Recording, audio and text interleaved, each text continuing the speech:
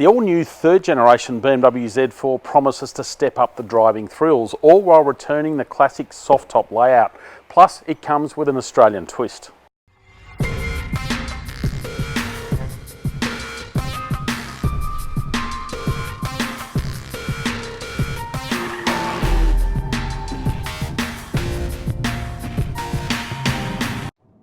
The latest Z4 does not mess with a proven formula. You're looking at rear drive, front engine, 2 doors, 2 seats, and obviously a folding roof. Although, as mentioned, the folding roof is now a soft top, so a little bit different inside.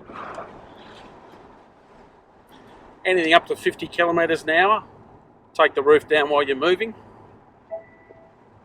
and voila, open air. For now, you can get 3 different models with the Z4. The 20i with 145 kilowatts starts at 85 grand. Step it up to the 30i, you're paying a bit over 100 grand, and it gets a more powerful version of that 4-cylinder engine, 190 kilowatts.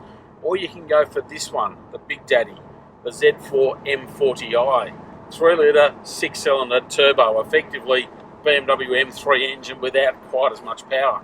You're looking at 250 kilowatts of power. That's a fair bit for a little car like this.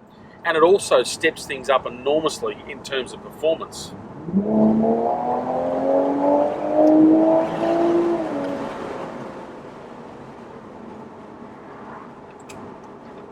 That base model 20i feels a little bit vanilla, it feels a bit underdone. Yes, you get that sports car look, you get a bit of the flavour when you're sitting in the car, but it just doesn't push many buttons. By the time you step up to this one, it nails a lot of that. As I mentioned, it does have an Aussie connection, and that comes in with the look, the design. It was styled by an Aussie, a guy called Calvin Luke.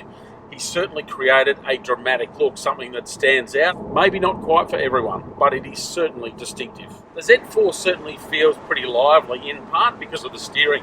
It's really direct, really sensitive, so you sort of got to reprogram yourself a little bit. You don't need big inputs to make this car turn. It's also got a pile of grip, so when you point it at a corner, it hangs on tenaciously.